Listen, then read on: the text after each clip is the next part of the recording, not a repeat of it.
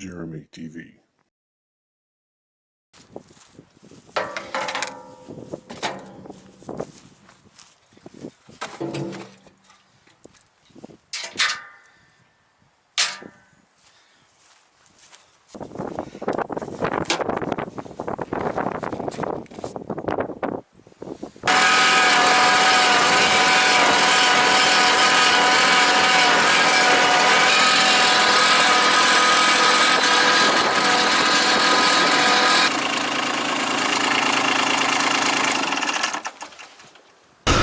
Hey, Jeremy here, and I've got a project I need to work on today, even though I'd really rather not, but it's become increasingly critical that I get this done. Let me just show you. Over there is a tree that I've showed you at least once before, that's been dead for at least a year, probably two. But the winds that we've had the last couple of weekends, last weekend we had steady winds all day, like 30 miles an hour, and some gusts up over 40. Last night we had storms roll through. Fortunately here, this was about the only damage we got.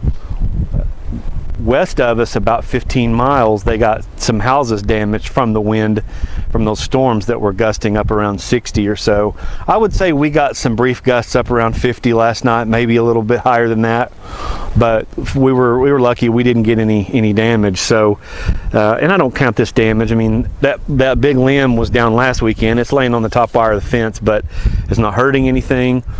But before that tree falls over into my fence, I need to get that thing cut down.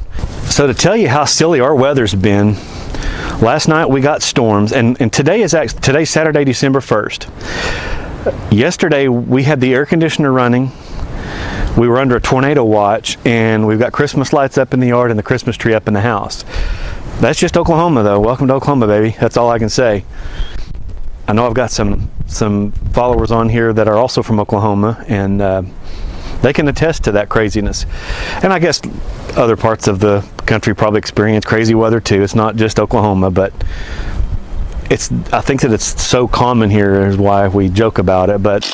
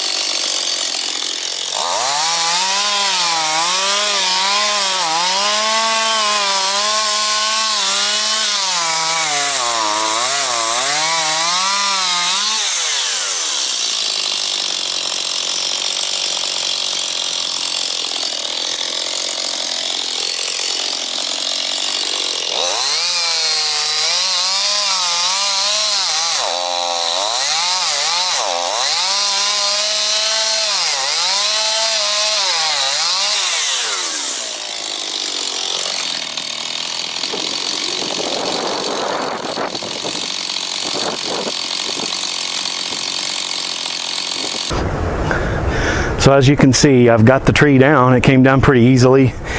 It cut a lot easier than I expected, and I think that's due to the fact that it was really rotten all through. I mean, down in the, you know, kind of in the middle of that trunk,